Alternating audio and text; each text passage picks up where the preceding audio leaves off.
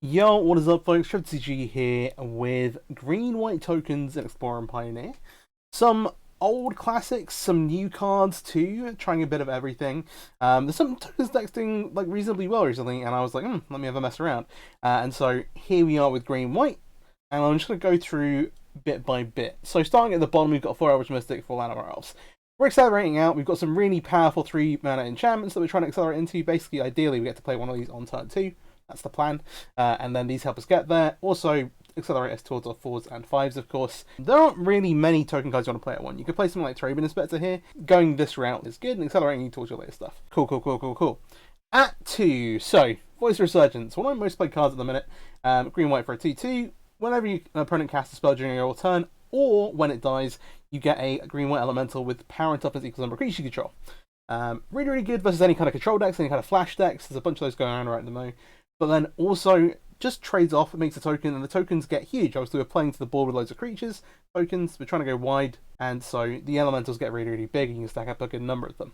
It has another synergy in particular that we'll get to in a little bit. We then have 3 copies of Prosperous Innkeeper, makes treasure. All your token tokens entering the battlefield will gain you some life here, which is great versus aggro. And then additionally, that treasure accelerates you again towards your 4s, 5s. Really nice synergy card, and again, versus aggro, you can gain a ton of life for all the tokens you're producing. We then have a new addition from Wilds of Eldraine in Pollen Shield Hair. So 2 mana for a 2-2, creature tokens you control get +1/+1. Pretty nice. Does have this hair raising sorcery, which actually plays an important role here versus combo decks. It allows you to actually pressure them and kind of actually present a lethal threat very early. And so the hair raising bit, target creature gets vigilance and +X/+X reactions to the number of creatures you control. So we're making a bunch of creatures, but then this also gives you a bit of a hammer to attack with. The reason why I say it's good versus combo, not versus some of the other decks, is because you don't really have anything evasive to put it on. But versus combo, something like creativity, you can just be like, alright, cool, I'm just going to stack some power here, try and just put your opponent to 0 before they get a chance to do their combo. And that helps you kind of get that clock together. Other than that, buffs all your tokens, excellent. Then at 3, so I was talking about before, we've got 3 really powerful 3-mana enchantments. The new one we'll start with first is the Huntsmaster's Redemption. I believe there were 50 copies of this played across the regional championship in Lille in Europe last weekend. It's really proven itself. Obviously, that's largely in the red-green boat stack, but it's really good here as well. So 3 mana. Step 1 of the saga is create a 3/3 beast chip token. Step 2, you can sacrifice a creature, and if you do, get to search your library for a creature or basic land card, reveal it, put it into your hand, then shuffle. And then step 3, up to 2 target creatures get +2/+2 and gain trample until end of turn. So, comes in, you make a 3/3. You can sacrifice a creature to search, and then buffs 2 things, and +2/+2 and trample into 2 creatures. Does give you a way to enable trample for your like Pollen Shield hair raising ability. But one of the nice synergies here is that one of the things you can sacrifice is Voice Resurgence. So Voice, you obviously get the elemental, which is going to be a huge threat. So making a bunch of tokens anyway. But then you get to tutor for a creature.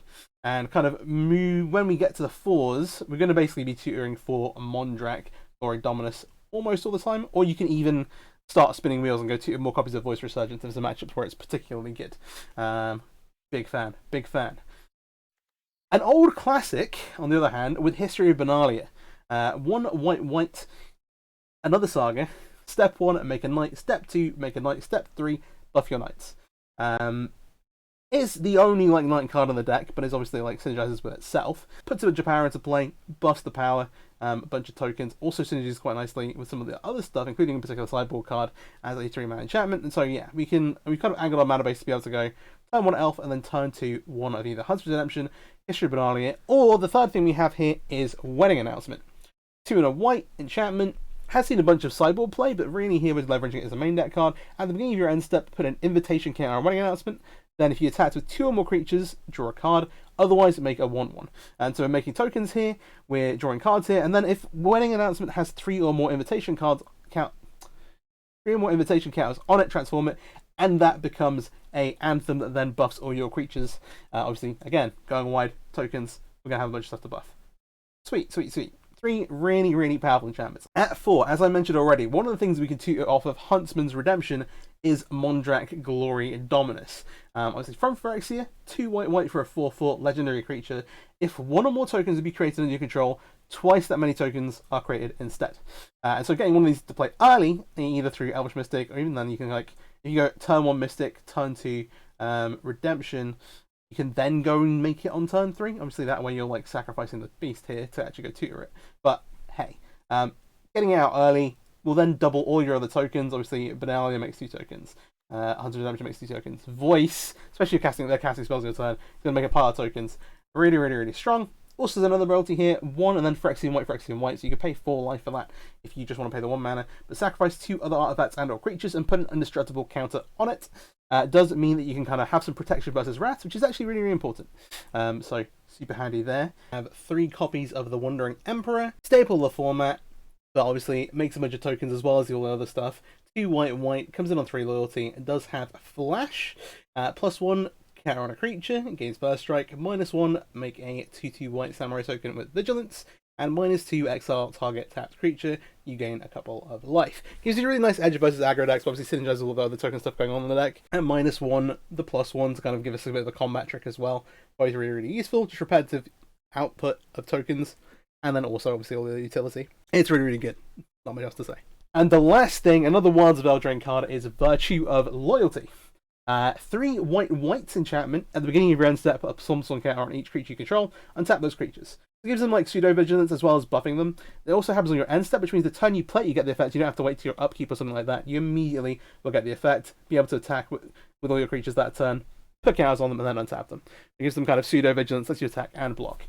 And then, hey, it's a 5-mana enchantment, but fortunately it also has an adventure stat put on, so it's not just sat in your hand. Ardent Veil, Fealty, and it also fills like a nice 2-drop slot on the curve when we don't have another 2-drop. 1 and a white instant adventure, create a 2/2 white night creature token with vigilance, so early on you can just make knights. This is actually, sorry I missed it before, another way you can make knights that then you can buff with History of Benalia is super sweet there. And then, yeah, you can play early as an adventure, and then late game it's just a sledgehammer, just buffs all your creatures and lets you attack and block with them. Nothing too exciting in the mana base, but we do have 2 copies of Mirex here. 3 tap, make a colourless Phyrexia that might artifacts creature token with toxic warning, creature can't block. Opting for this over something like Castle Ardent Veil. Obviously, Ardent Veil taps for white, but also comes into play tap sometimes. And hey, here we can afford to play a couple of colourless lands. I'm going to say that now. We'll see how things look after we actually play the matches out. And we're trying these here over that. 4 copies of Temple Garden, 4 copies of Rage Circuit, 4 copies of Brushland, 3 copies of Branch Cloth Pathway, which generally, if you can help it, you don't want to play on green. Obviously, we only really need 1 green source at any point, but we want to have as many as possible to be able to play these elves. 1 Beseiju, just kind of too good not to play. A single planes, which you can in the pinch find off of Mondrak. Sorry, not off of Mondrak, off of Huntsman's Redemption. Generally, I think you will be finding Mondrak, which is why that kind of Freudian slip happened. But hey, there's a planes to grab as well. If you really want to, you can play an extra basic, but I don't really recommend it given the kind of mana requirements here. And then lastly, an Ejango. Just again, really, really good, obviously on our colours. And yeah, it's a nice utility there. You're attacking and blocking creatures. Cool. You're taking this deck into best of 3 ranked games, so we do have a sideboard. A nice piece of like token stack here. Anointed Priest kind of teaming up with Prosperous Innkeeper to give us some life. So 1 and a white for a 1/3. Whenever a creature token enters the battlefield under your control, you gain 1 life. And then Embalm, so 3 and a white, you can basically exile it from your graveyard to make a token that is a copy of it. 3 copies of that versus aggro. It can block okay, but then also is going to be gaining you a bunch of life throughout the game, which is kind of the reason it's here. Versus some combo decks. I talked about creativity a bit earlier, but Containment Priest gives us an angle. One of the things here is that we're not really interacting much with combo decks, whether that be Greasefang or Creativity, and we're not being like super disruptive. There are some things we can do, but not a ton, and so we're angling our sideboard to kind of beat those. So 3 Anointed Priests for aggro, but then 3 copies of Containment Priest versus Creativity and Transmogrify type stuff, trying to either make a Traxxas or make Wildspine Worm Xenagos, just to get those cards exiled. So thank you. Doesn't affect us at all, obviously doesn't affect token creatures, so hey, nice.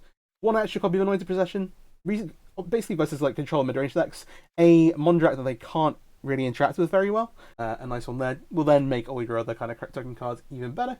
Then we have 2 copies of Fateful Absence, alongside 2 copies of Rest in Peace. This is kind of our Greasefang package.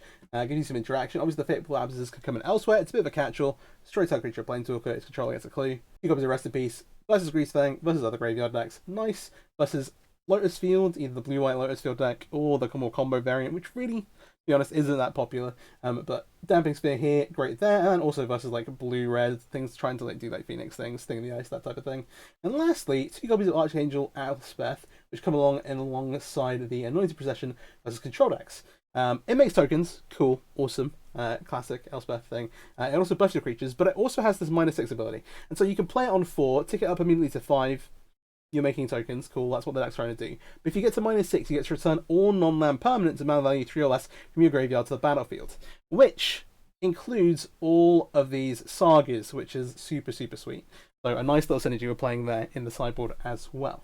Alright, if you're not already, please do subscribe to the channel, and we're going to take this into some ranked games. Alright, first match with green-white tokens. Deck up seems to be quite like to play, less so with this hand, but hey. We're on the draw. Have like 2-drop, 3-drop, 3-drop. Could put one of these lands back. Seems pretty solid. Given we have our colours already, I think I'm going to put this... Well, let's put the planes back. We'll keep hold of the Mirex. And look to kind of go off. We've got the 1 green source we need. Thoughtseize probably just takes the Huntsman. Rakdos has some variation. There are now more Rakdos decks, I guess. Given the Transmogrify deck kind of showed its face again at the RC. So I might do a video on that quite soon. So you've got a few other things.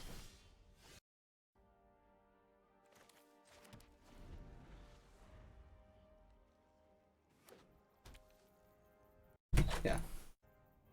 Nothing to do on 1 here. Ooh, double Thoughtseize. Okay. Well, Castle Lock Twain is a definite indicator that they're on more of a controlling build. Don't want to just run the hair out here.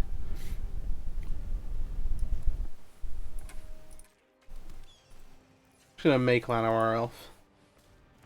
Built Huntsmasters next turn, no matter what, pretty much. We'll see.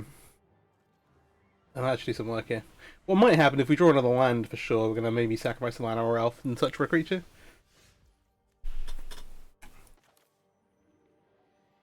Wandering Emperor. They're stuck on 2 as well. The thing with Emperor here is that we don't want to get it at all costs. We want this not to get pressure jointed. I'm just going to play this on attack, pretty much. They know our hand. I'm going to do it this way around. It's fine. All right. Oh wait, hey, they don't know about the Wandering Emperor now. Oh, interesting. They're actually on Jund, and they hit some rounds. So there was something around here. Questing Druid, pretty awesome card. So Jund looks to be Rakdos, kind of basically splashing green for Questing Druid, is what I guess here. I don't know if we'll see any other green cards. There are some cool options. Do we want to sacrifice the tutor? We don't have another mana source yet. I think the answer is decline. We can put some pressure on. This thing does not have trample by itself. I don't really want to get 2 for 1, is the thing.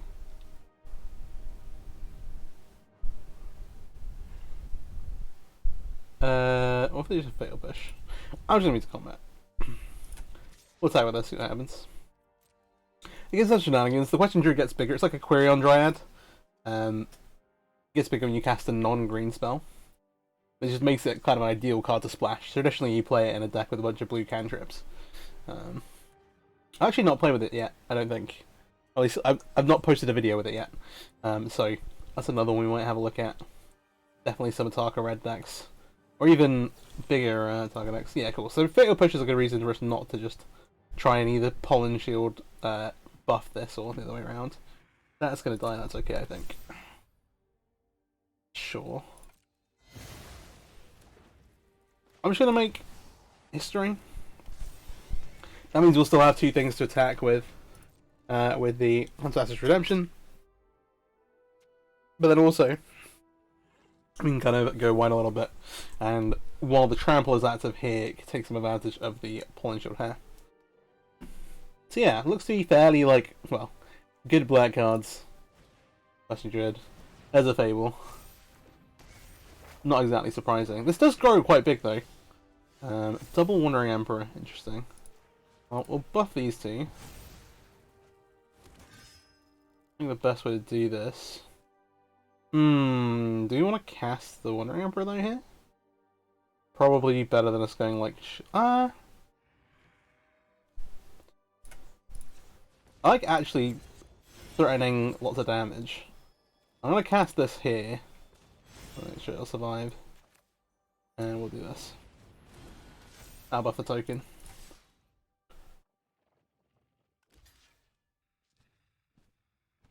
Yeah, we're probably landing 11 trample damage. I think that's pretty good. We'll see though. They're going to loot. They're going to take a bunch of damage here still anyway, but we got a bunch of power on board. All our knights are going to get buffed by history next turn. And we'll still be able to go Wandering Emperor. Unless they have some kind of sweeper. We'll see, we'll see, we'll see. Fable, get to loot. Oh, cool. I like double splashing for, well, not double splashing. I really like Decadent Dragon. It's not really seen tons of play in Rakdos, but it's a really cool card. It's to like draw cards off your off of your opponent's library. So this needs 2 removal spells. I think we just hold up Wandering Emperor and don't. I'm not going to attack the Llanowar Elf. I'm just going to attack like this. See what removal spells they actually decide to use, or what they have. And that way we still get to Wandering Emperor this turn or on their turn. And maybe we use it as a nice combat trick, but hey. Fatal Push. Yeah. They need 1 more removal spell. Oh, if it's Stomp on the Pollen Shield here, I'm sorry, there's a thing coming. Oh, that's bad. Yeah. There's 2 normal removal spells. They get to ambush the hair. Alright, they have the worst possible for us, really. And then they get to flip Fable. Well, we'll see how this goes. They're on 2, and we have a Llanowar Elf. Oh, and they have a Sheoldred. Okay. They maybe get aggressive here and attack, though. We'll see.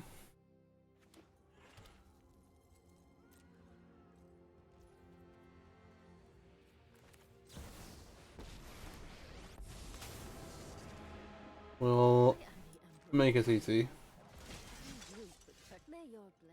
No answer for Sheoldred right now. Okay, it looks like we're going to give them some life. They're going to have to build back up. They can copy this because it's a 1-1, so not too worried. Bonus copy of the Wandering Emperor. Okay. Maybe just try and go wide. You know, hey, they're at 2. Oh well. 4 effectively. I will minus this. No attacks. Alright. You can also maybe go searching for something here. Scavenging use. They have no other green sources though.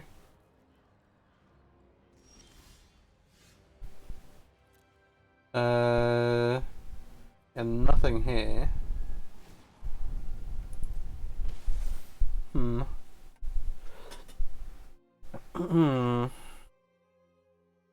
I should respond to this. We can maybe YouTube or something.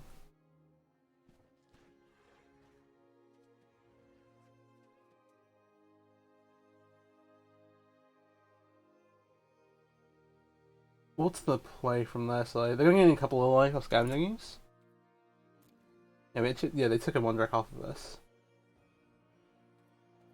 I think we should be sacrificing one of these. Yeah. It's the Urza Saga thing where we could actually go into that trigger. The other thing is Pollen Shield Hair, if they don't draw into a removal spell, does almost certainly give us lethal.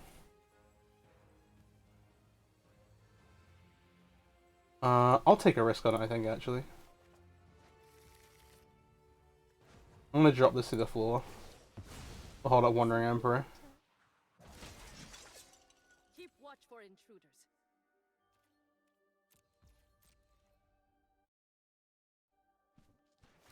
It's not guaranteed lethal, I guess.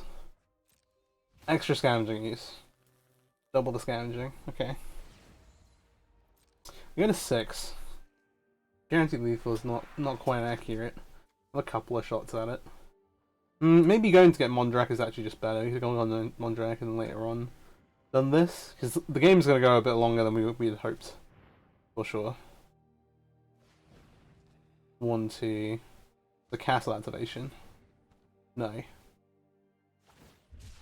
Okay. Cycle Proving Ground. Yeah. Oh, they're just making sure that they don't use their green sources. Okay, that makes sense. It's looking really good. Now we're in a bit of a tougher spot. Let's just say no blocks.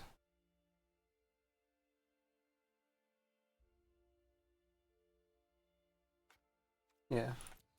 No reason to. They like block here, they can like pump and stuff. That's a bit weird. So we want a Wandering Emperor.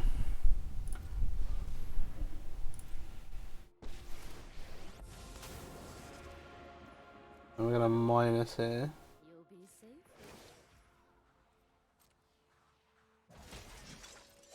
Let your blade do the Alright, so they're on 8.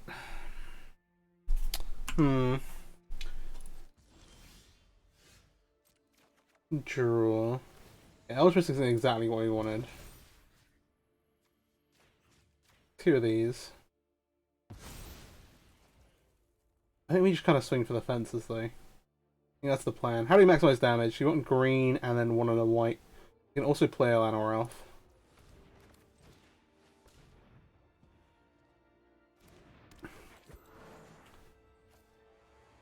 Minus here. Oh, they could have a removal spell. We don't know that. Don't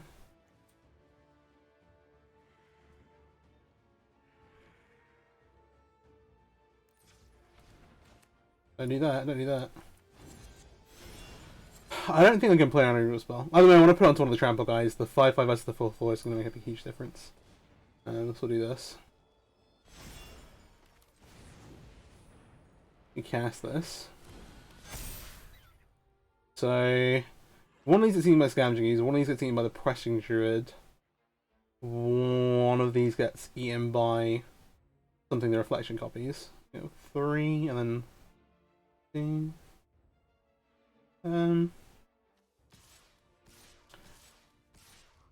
I'll make them do math. I'm playing like they don't have removal spells, so we can't really afford to play around one, I don't think. We have blocks, like we're not totally dead, but we're going to lose a ton. If they have a removal spell into Reflection copy. Okay. Proving Ground gains them some life. Okay. That also means they're not activating Reflection, which is great. Love that for us. Shieldred's going to die here. Currently they're taking 9 off the Shieldred attack. Let's just see what's going on. So they double blocked it.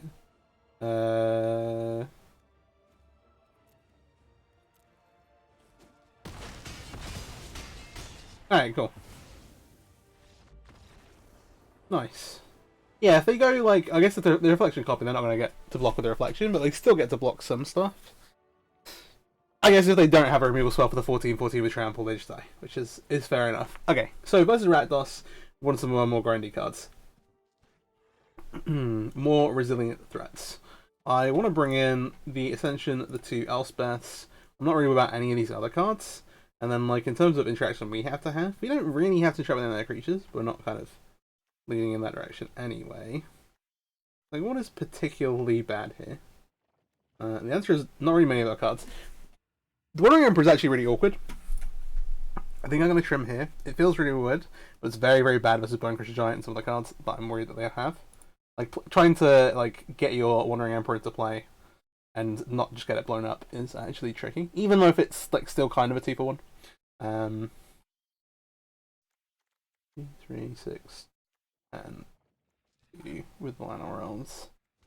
I'm going to cut 1 Accelerant, which should probably be an Innkeeper here. We still want the Elves, so they enable the fastest draws, but hey, we're not relying on, like, the life gain to get us through or anything. I think that's fine. We still have some extra 2s here with Virtual Loyalty. So then, past that, I want to make 2 more cuts. I think trimming down an extra slot here, and then cutting 1 of these 4s. Probably the way to go. I'm going to cut the Wandering Emperor, because I think it's the worst one. The ability with Archangel Elspeth to potentially get back, like, a pile of stuff is really good, and I think quite realistic, actually. So, we'll see how this goes.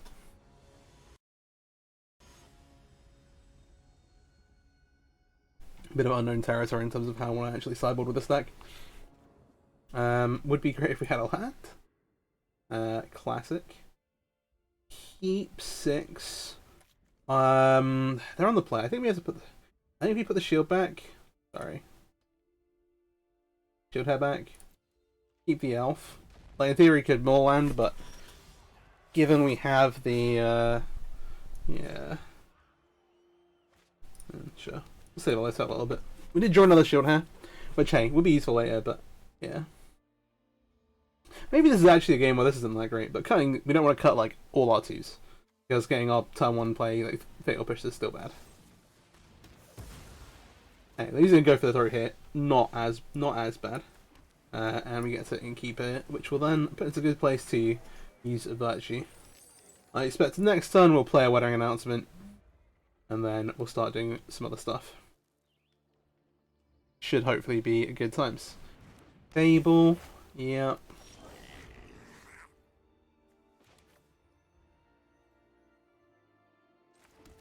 There's some other weird line here. Yeah, you go like... I want to kind of cast Virtue next turn though, is the only thing.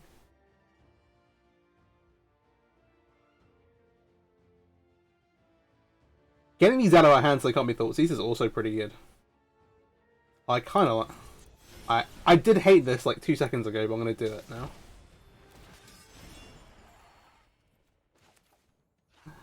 Oh dear. I'm going to get these cards out of my hand. Into the red zone. On the aggressive. Next turn though, we are threatening to just slam the Virtual Loyalty. So that is pretty cool, I think. They got to loot some lands away. Okay.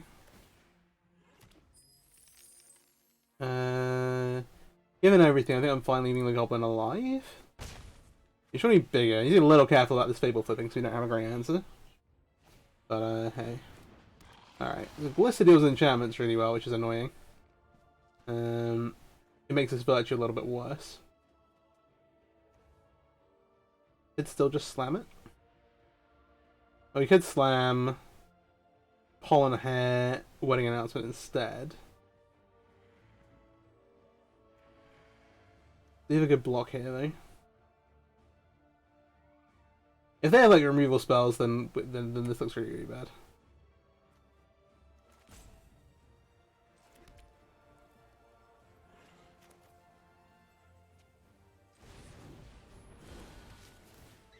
I'm just going to delay on the Virtue because I don't want it to get glisted straight away. This way we have like okay blocks. You can put something in front of the Sunslayer and not feel too bad about it. And we're wide, we're on the board and stuff, you know. Letting them attack the Glister here is not as terrible. Like, we can take the Wedding Announcement, just making a 1... Well, doesn't feel great, but hey. Having it make it a 1-1 now is much like having it make a 1-1 next turn. Just gonna block it. That kind of doesn't make a difference. What else do they have, though? We don't actually have the untapped Electro land for this at the moment. That is, I think, okay.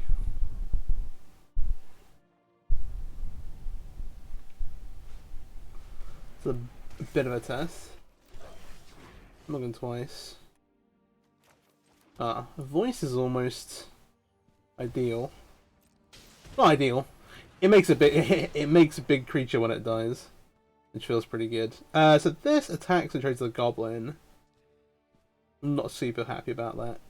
Let's just hey. No, we can eat one. The voice also gives them some assurance of them like casting spells on our turn and that kind of thing, which feels okay. This time we know we definitely have mana for the Virtue, which is great.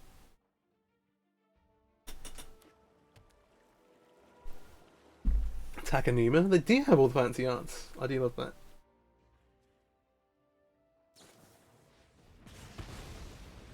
Oh, I guess exiled? Okay, that's brutal. Fair enough. That depends like on what removal they have. We might get a little blown out here.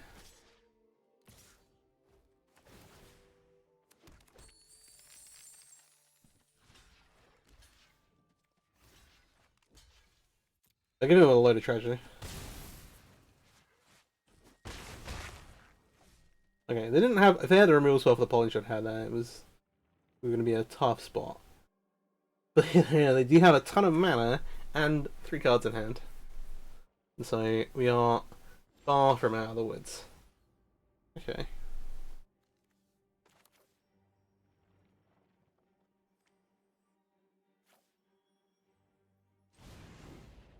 Look at this.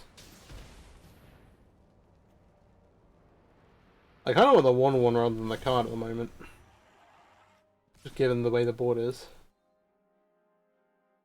I'm just hoping these will stack the triggers all around. The Bone Crusher off the top is really, really good. No. Oh, jeez. Yeah. I got the hair, which then means they can trade with the knight, which means that we're then left with a well, 2 2/2s. Okay. It's not Jova yet, but it's kind of looking that way.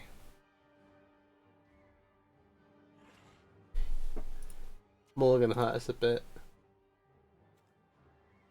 Lagon's reaction for Fable also not great. This has actually done just amazing work here. Actually, you just need to. Otherwise, you'd have a massive board, but she just blows these up, and then we're in huge trouble.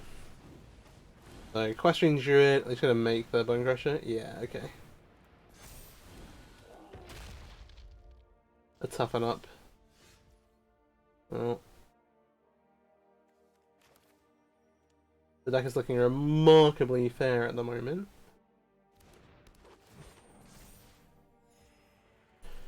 We do have a little bit of an ambush, but I probably could almost. Well, actually, if they've been activating here, they could almost prevent lethal. Because we do get to grow our creatures, which is cool. You know, it's cool.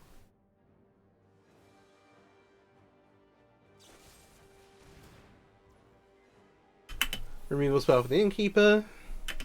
Yeah, I don't think the 1 life matters. Being able to ambush something is probably a bit better. Let's see what we actually get, though. This will be a 3/3. It's double reflection flipped.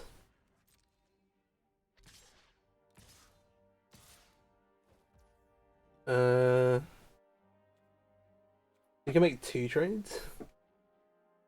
Oh, this is so bad.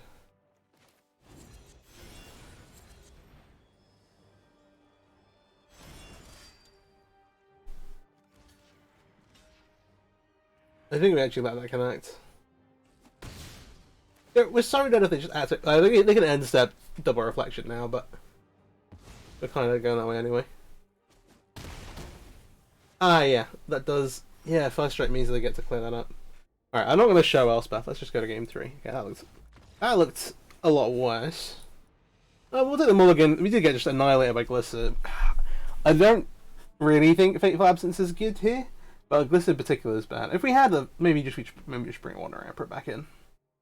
I'm gonna cut the Innkeeper. Last Innkeeper, yeah. So we are a little bit top heavy, but and we'll play. Lands and spells. We have double. Oh no, okay. We got double hair, which is kind of awkward, but we have a history and we have an Elspeth, so I feel good about it.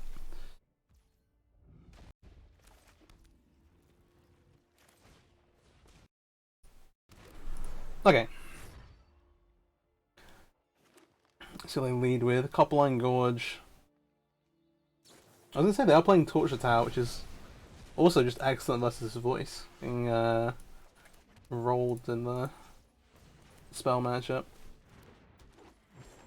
Make the elf.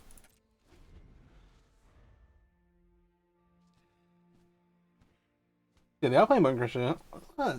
Yeah. Well, I don't know why I'm surprised they've got a ton of removal. They are, yeah. Better. Go for the throat on the elf. Yeah, here's up Elspeth. We don't hit a. Oh gosh.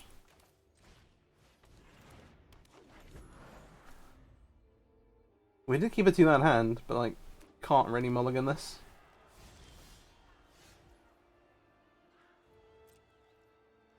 Okay. I'll attack. Pass the turn. Unfortunately, can't cast the history banana at this point. We can end up virtue and loyalty into something. The virtue also nicely does synergize with the history, which, yeah. So if they want this JoJo, they should have to slam it now, which I guess it's not surprising that they do that. We'll make our night. We're being a little outpowered. Either we can history banana here, which is going to make a couple of tutus, or we can Elspeth. I think we can go with Elspeth. It's a little tricky. Oh, it's X. Again, going to be kind of in a point where we're making chump blocks. You have a lot of like 2-for-1s going around, but the deck has got overall a slightly more powerful, a bit more powerful cards maybe. Shocklands, they want to use all this mana. Trophy on Elspeth. You know, I can't complain about that. We'll take action. At the 1 planes. Alright.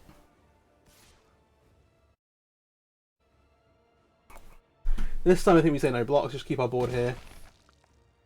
We have the hair, we have some other stuff going on, I think we are okay here. So now we can go wide here.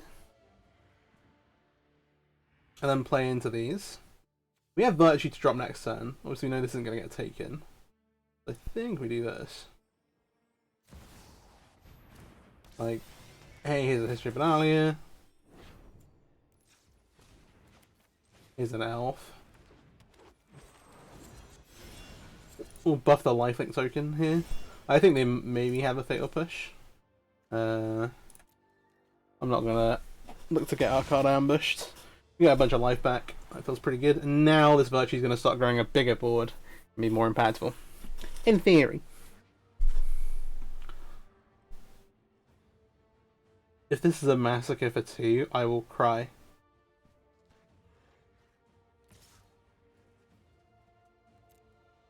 I'm gonna block this again.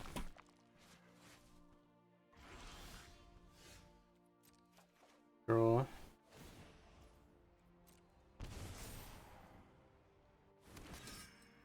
So they have 3 cards. We have 2 hairs. And a Temple Garden. We're on 10. We want to play the Virtue, and then we've got 2 mana spare. I think our best bet is to play the hair out.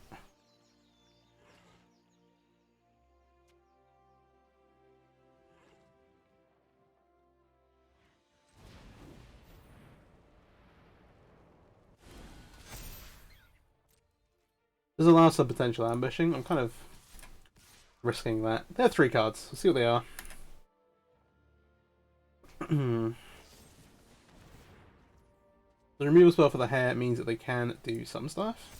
It means they get to basically get an extra creature here for free, depending on what they want.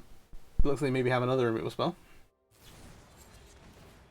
Okay, interesting. Decadent Dragon buffs the Questing Druid, but isn't anything immediately. We don't get to see these cards. We kind of just get to use them when they do. I'm going to block a Knight. Yeah. Take 3. We will go ahead and slam this down. Alright. We have Virtue. We have blockers. And stuff. If they attack with Shield Dread, I think I'm going to present a double block. They at least are likely to draw removal off of our deck. Though there are some funny things that they could have hit, I guess. The important thing with Decadent Dragon, it doesn't actually let you cheat on the mana. It does make treasure tokens, but it does not let you cast for like any colour. If you don't have the treasure, you have to wait.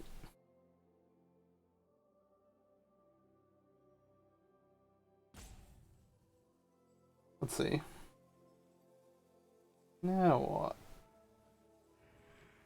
Oh, the other thing I didn't really talk about is that Elspeth can also jump a creature, give it plus 2%, people sometimes get as a flying, which is another way with Pollen Shield Hair and hair raising that you can kind of do that stuff. I'll take a draw. Yeah, we lose some life. Knights get buffed. Sweet. I'm gonna hair onto this. Again, big lifelink here. We want to cast this.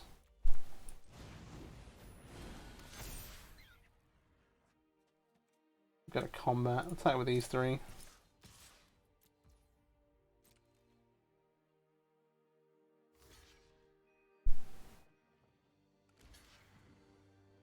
Trade. I wonder what they got off of us. They only have one card left in hand. They're sacrificing the children here. Green. Colors? That doesn't cast this. You moron. What is this? Alright, cool. And we both our creatures again. They have a flyer, we have a bunch of life. They have 2 of our cards and 2 of their cards. See if we can get there. Takanuma gets back Sheldred if they want it. That's all their mana though. They're on 3. Sorry, they're on 6. 2.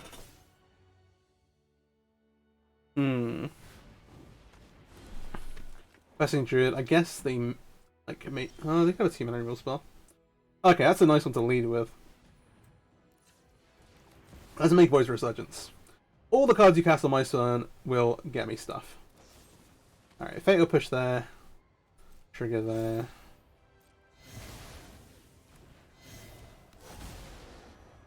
there. Three. This gets to eat this. But then this dies, they land on 3. I think it's worth it.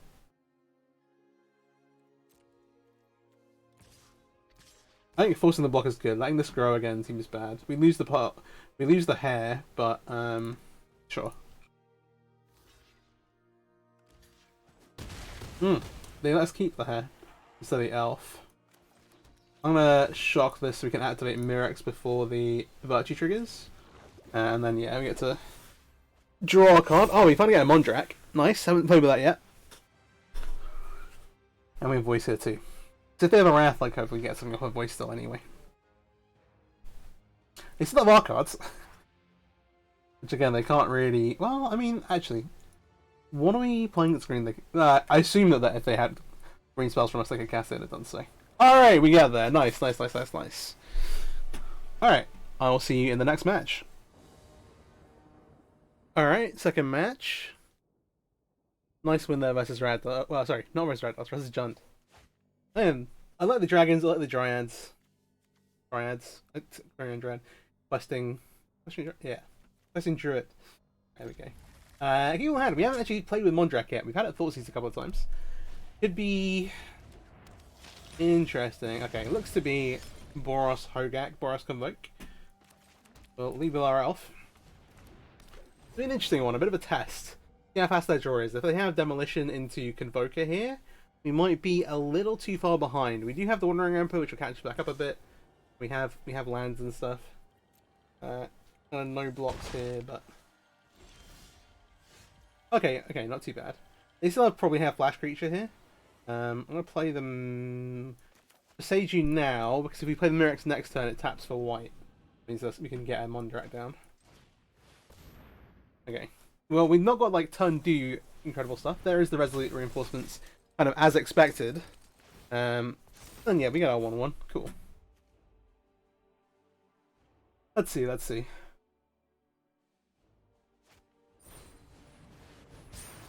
Aaron, yep. Yeah,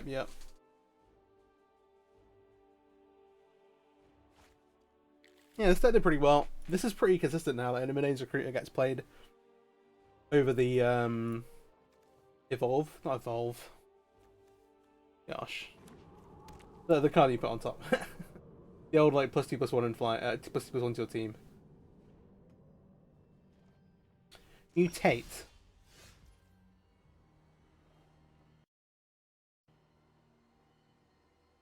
We can't snack something big here, Wandering Emperor, but I think we just make a Mondrak and that's good enough. Can I get us there? It's unlikely they have a removal spell for this. So, okay. They have the recruiter, which by itself represents quite a bit of damage. But if we can make it through to the other side, like we're going to get a couple of tokens here. We're going to be in a really good spot. And if we're forcing them to attack with a knight, then we can look to like Wandering Emperor it. We still need a white source, but in a decent position. The flip side is that eventually we're going to have to grind through all these tokens, but we should be keeping up on top of that.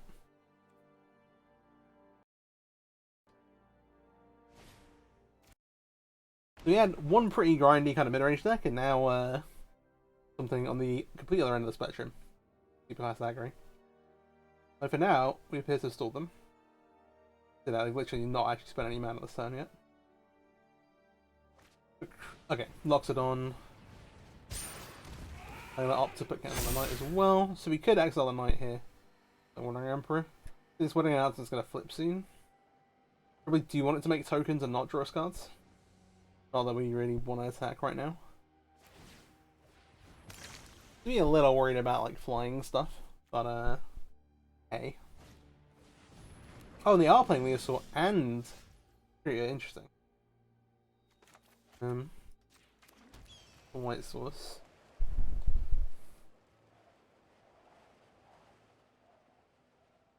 I can't get a voice into play. If you go voice, shield hair, 5 mana. Voice.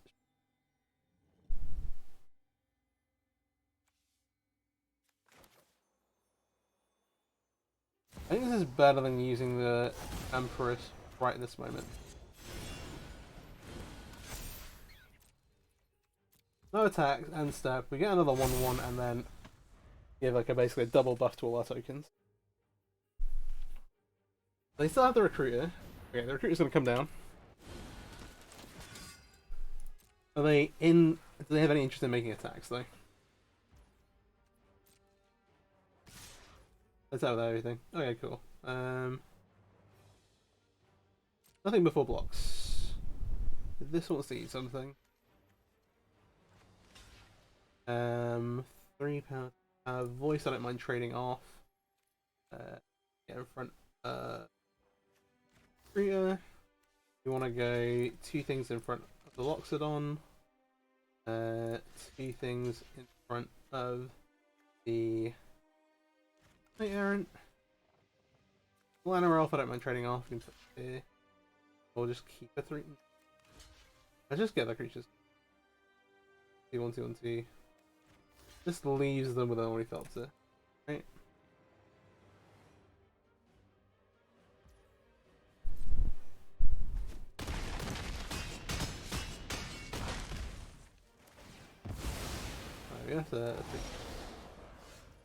Okay, but we're in a pretty good spot. I'm gonna maybe just exile the flying attacker now.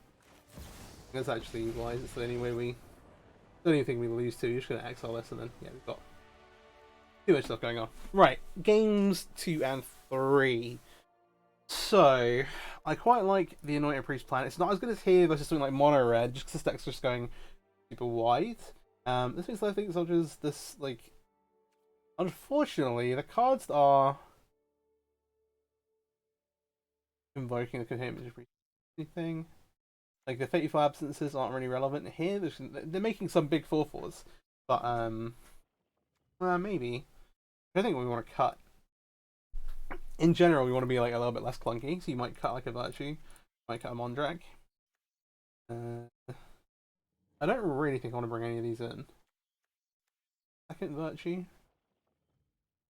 History's not great, right? Vigilant tokens let us pressure while doing stuff. I don't mind it. I enjoy having more 3-drop. The Virtue again scales. I think having a couple of these is fine. Mondrak. Wandering Emperor's like again not as his best here, but I think still good enough. Not to the point where like would maybe want the 4th one on the sideboard. I think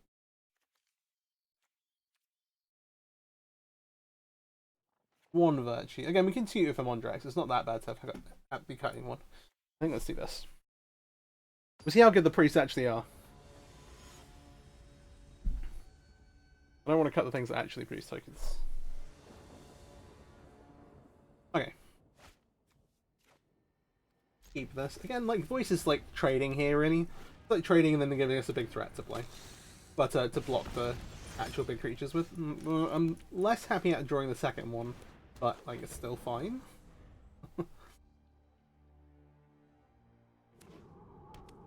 This is not the worst. Oh, yeah. It is a Forged Devil matchup. We have been got. So, again, this is a slower start. You can be fine with that. We don't have that many one toughness things, but something we should kind of be wary of this time around. Make a voice pass. We have a Virtue. We have another voice. We're at least like not dying on the ground anytime soon.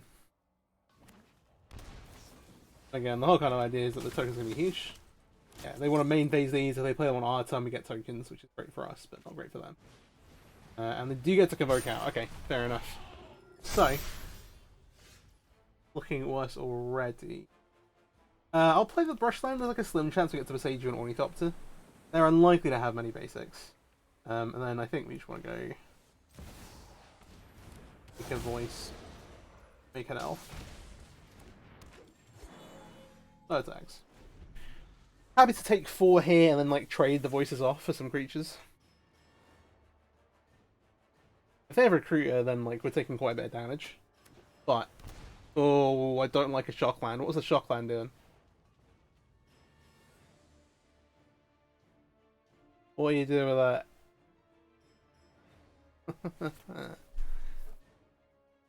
Okay, they're convoking some stuff. Alright, we have a new Loxodon. And a Knight. Oh, doing it this way around is rough.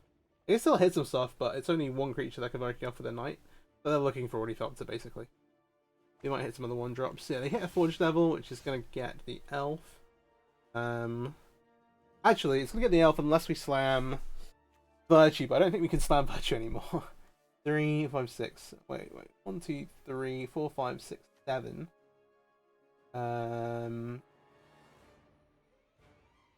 How much we get to tap the Elf, but we're taking 4 blockers to the face, which is currently 12 damage.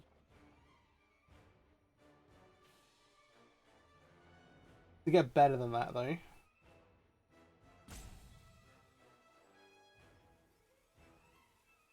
Not massively. I'll play this. Playing like this. I'm just gonna see if we can live with this. Kind of a bit of a YOLO. We're in a pretty bad spot. We can attack with these. I don't think it's worth it.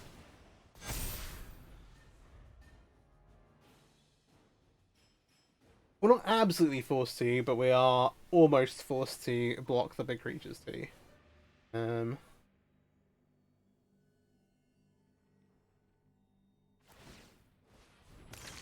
I really wish we had Secure the Waste on Arena. The like X and white makes X tokens instant speed. That kind of be fun. It probably is, and I've just forgotten about it. In like Amonkhet. Wait, is Amonkhet? Is it one of the card sets? I can't remember. So this is 5. Like, so we're blocking like one of these things, right? And then it's a case of can we trade off with one of these? So we're taking 9 here. 13, get a 4. If we block like this, we get to trade these. Take 9. If we block like this, take 3. No, 6. 14, get a 3. Trade off more creatures.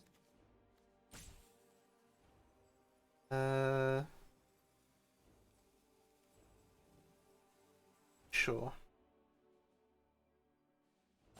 Oh, was that to say, if they have an instant speed way to buff all their creatures, yeah, I'm dead.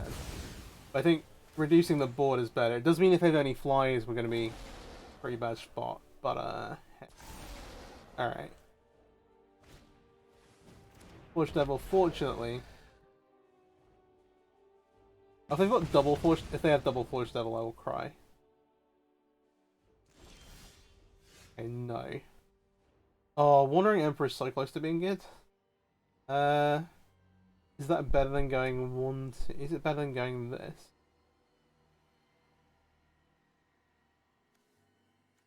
These become 4/4s this way. Oh, they do get bigger, don't they?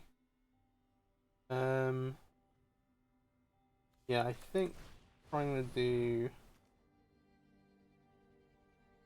the other instant speed thing to do, that does not make me happy.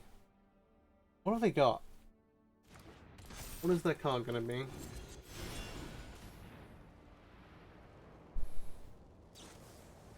Oh, yeah, I should know it's gonna be reinforcements. If there's any kind of combat thing, we'd be able to on our turn. We can attack here actually. Might as well. We are dead on board.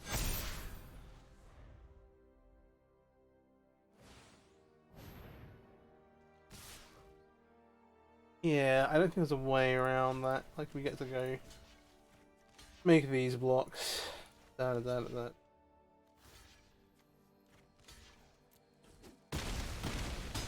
die.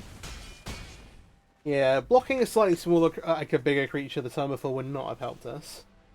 We do get to be on the play now, which is great. I still think pretty similarly about these. I think maybe Mondrak is worth like having the extra copy of. I'm not really like the virtue there was fine, but maybe we don't have time on it. Maybe trying to set up these is better. We still want to keep this though.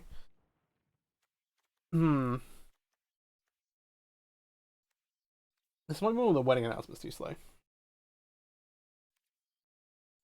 I definitely want some copies. I'm not sure between like these two.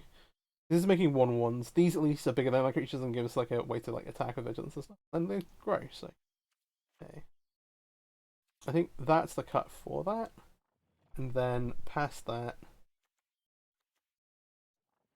These having lifelink is pretty nice. But I think that's just too slow. We don't want to be more high end. You can maybe cut a wedding announcement for a fateful absence. Or no. I think this is the way to do it. Alright, on the play for game 3. Let's see how this goes. Play a 1-lander. A 1-lander with Prosperous Innkeeper and double. We can't cast this. I'm gonna mulligan.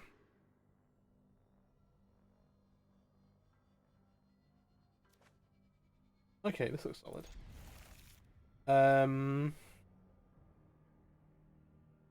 They don't want the Innkeeper. I think this is the way to do this. Oh, if they have a Forged Devil, I'll be so unhappy. Yeah, fair. That is good. I think mulligan down to 5, but hey, that Forged Devil start is still pretty threatening. Wow, no, it's still pretty bad for us. We'll see. Also, the 5-card hands out of this deck could be incredible. But they might just go like, if they have Gleeful Demolition into Convoke Creature, we're just like, yeah, we're just still just kind of screwed. I'm gonna make Huntsmans here. It's very tempting to sacrifice a way to. I'm gonna stop on my main.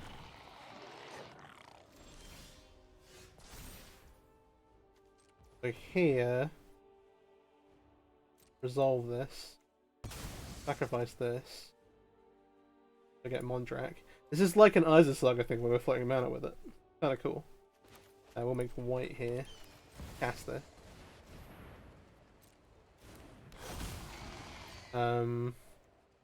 Offer a trade. Please. I was like, they're thinking about it, baby. Alright, yeah, no. And this is kind of the Mondrak I was talking about. Alright.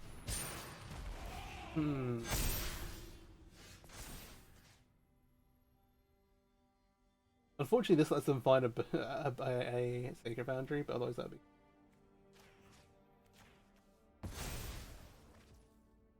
We have Wedding Announcement. Plus Dominus.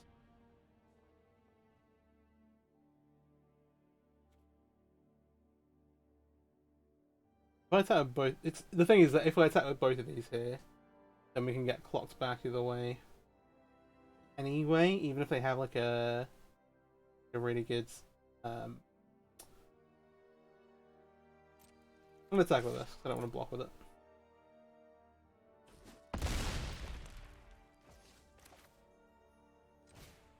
And yeah, I'm gonna wedding announcement before we anoint a priest, just 'cause it's more mana efficient. Now we have like some blockers. They are still on one man.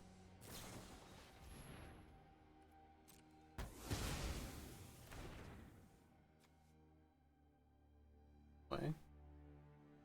For sure. Okay, Never Night Errant. Okay, alright. They're getting us time, which is okay as long as we do something good with the time. Making a bunch of tokens is good with the time. However, I don't know how ways to do that. A little bit. Forge Devil, Ornithopter. Good.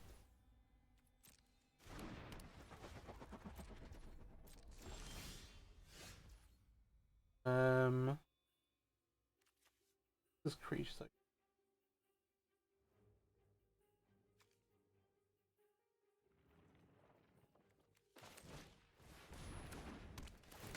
But Mondrak does double all tokens.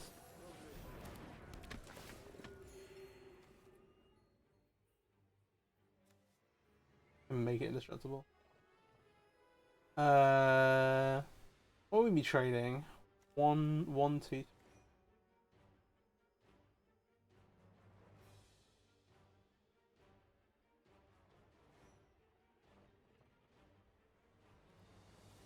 They're on 5, I don't think it's worth it. And stuff. I still might activate it, but only to like grab some of the Forge Devil stuff. They're still going super wide, so if we don't draw something else to do, we might still be super dead. Forge Devil here. Let's totally Innkeeper. So 1, 2, 3. I think we. Oh, it's a lot of life though.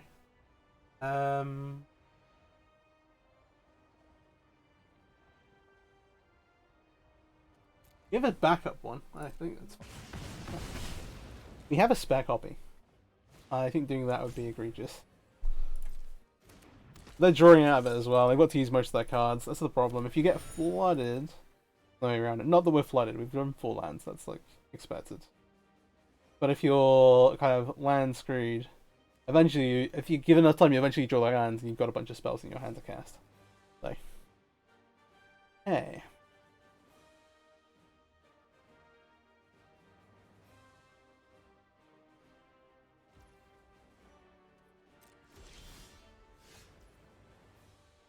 This is what we wanted. There's so much power on the board. I'm gonna attack with us. Again, we have the backup. I'd be very happy to trade it for a 4/4. Fine. Keep the card in hand. There you go. Okay.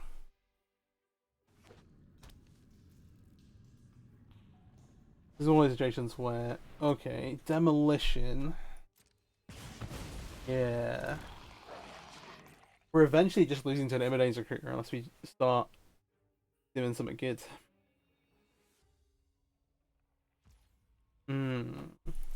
Now I'm like, yeah, now give me Elspeth. Now I want the Elspeth back.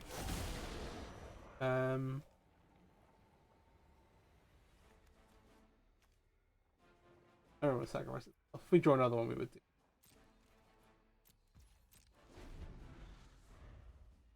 We're not living by that much. Say that. It's really how that goes. Like they had obviously a very slow start, but it's kind of paid off. And we had a really good start, and it's kind of gone downhill a bit.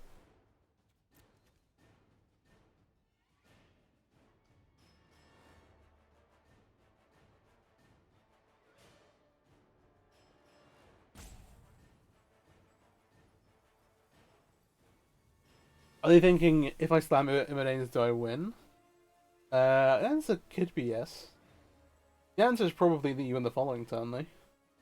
Like, I don't have a lot of creatures. Well, two of my creatures are quite small, and they have a lot of creatures. Okay. Epic here.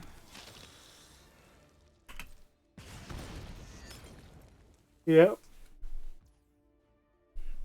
And they did show us both buff effects.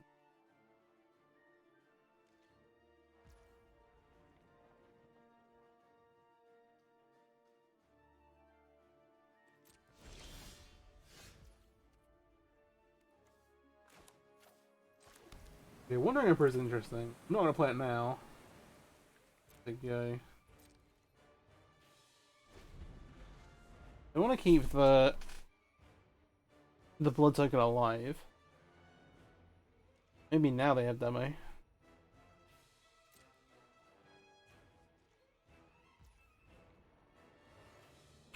I'm gonna start making tokens with Wandering Emperor.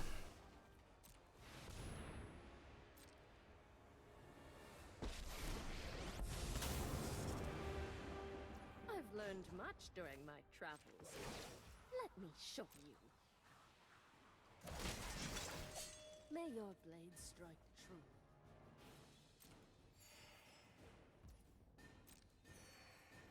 It does make a lot of tokens. We do fortunately still have Mondrak in play. So things are coming up our way. Guards, to me. Now we're going over the top. Then this is going to make 2/3/3s. Oh, one thing I did think about is that you could play. I don't think it's worth a main deck slot because it's a little slow, but you could play like an L echelon to toot in the board that you can also toot for. Especially decks where there's loads of enter the battlefield triggers is pretty cool. I think that is tough.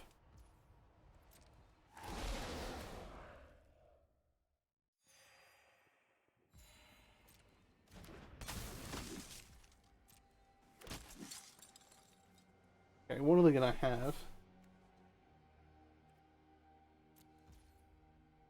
I'm gonna pass this turn. Basically wait, and then make some voice tokens tramply. Finish them that way. I don't know if there's a way we die in the meantime.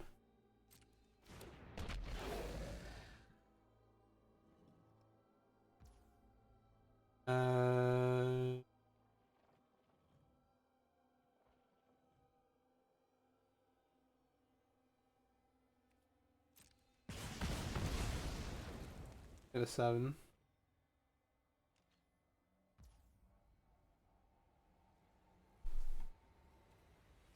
Yeah.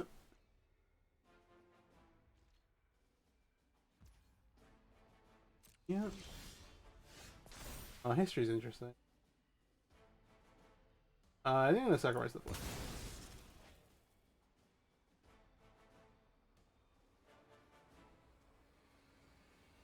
This is one where the Apology Terror will probably be the way to do it.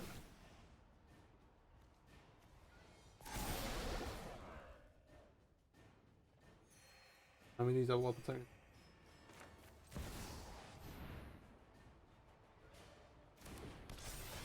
I usually don't think there's a way for them to kill us through this many tokens.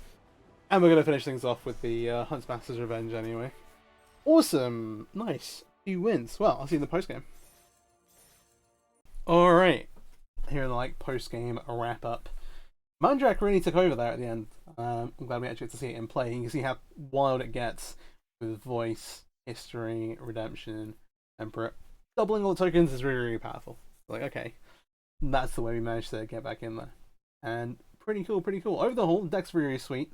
I do think maybe an Alice on the board that I mentioned would be quite cool. And I think you could also try, if you wanted to. I like the Wandering Emperor, but it can be kind of awkward. Like, oh, I've left 4 mana up. Maybe they think you're playing company, but Wandering Emperor is very telegraphed.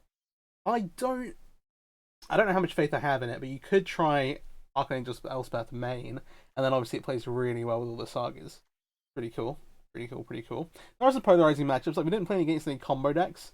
As I said before, like, you've got your sideboard kind of, basically filled with cards that are good against them.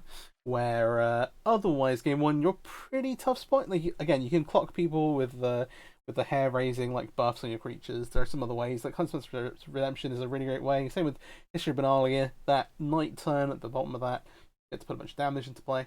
Oh well, you get to tap for a bunch of damage. But outside of just killing your opponent as fast as possible, you don't have fantastic ways to like you're not disrupting combo decks. But versus fair stuff, I think you're in a really, really good spot. Deck's really, really good. Definitely experiment with it. Try it out. See what you like, what you don't like. Again, the Alice on the board I think is kind of cool. There's a bunch of different kind of tokensy cards to kind of play with and try. I have a black-white list with Yorion that I think I'm going to record with either this weekend or next week. So maybe be on the lookout for that. And yeah, hope you enjoyed. If you did, please do leave a comment, like, subscribe, all that good stuff. Share it around. I really appreciate it. And yeah, thanks for watching. Peace out.